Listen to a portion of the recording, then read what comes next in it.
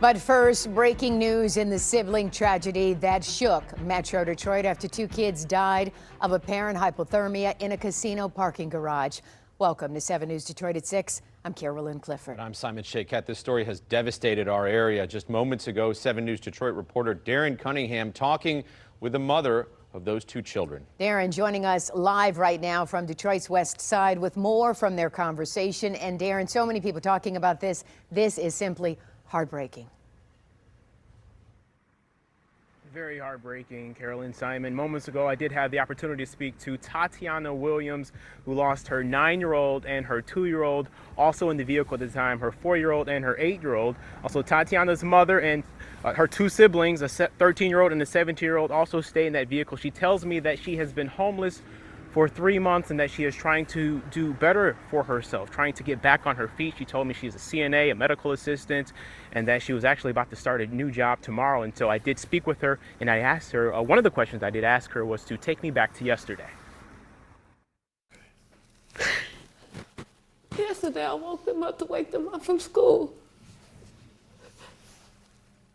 My son wasn't moving, and I kept saying, Freddie, please get up. Please. Please, for me, just get up. Don't do this to me. And I tried to give him CPR because I'm a senior and a medical assistant. I've been working there since I was 17. I tried to give him CPR and I was just giving him CPR.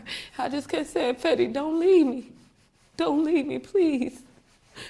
I saw the green and brown stuff come out of his mouth.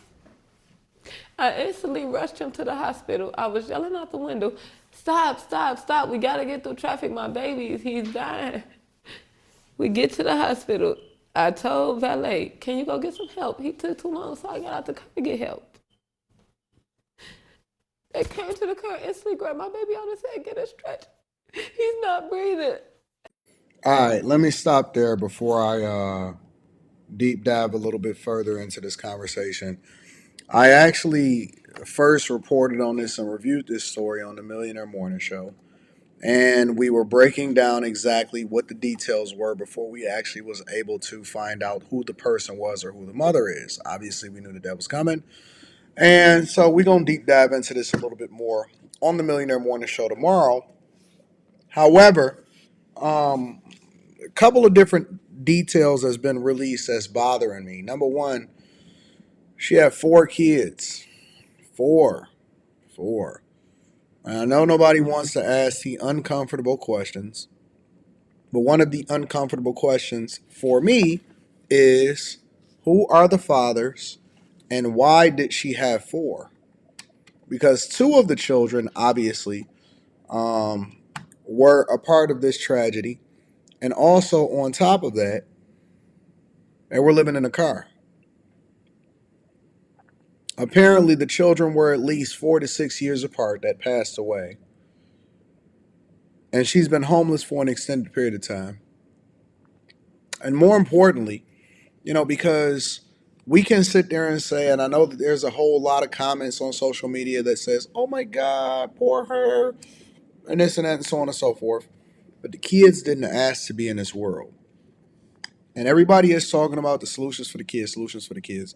But we never have a conversation about being proactive about who we have children with and whether you should even have children in the first place. Again, if you should even have children in the first place. And I'm going to get back to this story, but I just want to...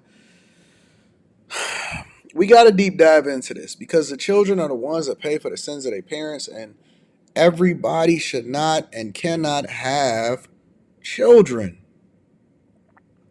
Everybody cannot and should not have children.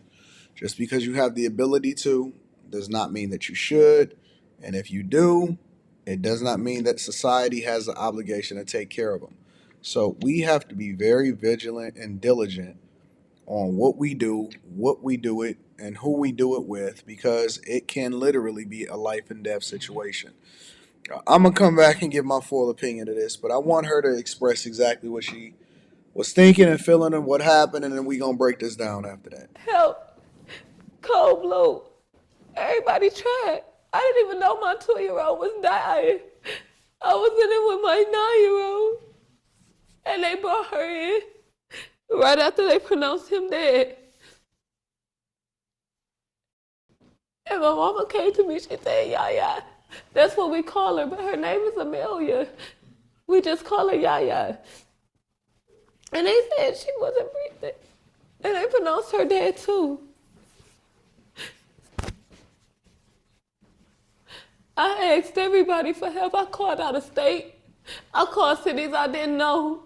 I called cities people asked me to call. I even asked Detroit. I've been on cam list for the longest. Everybody now wants to help. After I lost 2 kids, I've been asked for help. I feel like it wasn't their time. I did everything I was supposed to do. They had everything. Everything they wanted. Only thing they didn't have was a house. But from electronics to clothes, anything they asked me for, my kids didn't even get whooped. I lost the one who made me a mother.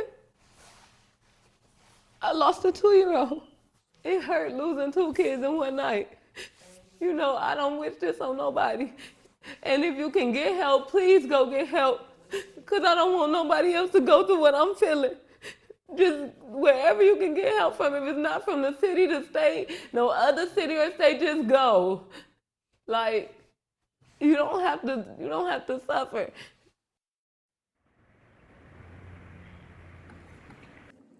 I don't need to necessarily see anything else. Just a couple of quick talking points, and then again, we're going to review this on the Millionaire Morning Show in the morning. Condolences out to the family. That's number one. Secondly, the kids didn't have everything they need if they never had a home. If a child does not have shelter and food and safety, then they do not have everything that they need. Some of the things that she said, and I'm not going to keep repeating it, is very disturbing about how she didn't discipline the kids. All of this stuff. The kids was living in a car, fam, in a van. Living in a car. And while there is some conversations, I believe, that need to be had around the fact that we can actually help illegal migrants in this country, and they can walk over the border and then be living in luxury hotels across the United States of America in sanctuary cities. But we can't somehow, some way, eliminate that, which would basically no longer incentivize them to come over into this country, which Trump obviously is doing now. But over the last 4 years, it didn't happen. But we don't have the ability to really be able to assist immediately somebody that is calling for help. This is mind-boggling to me. And any of these liberals that see this, and everything should be political, because if we're not doing one thing, then we need to make sure that we take care of the other.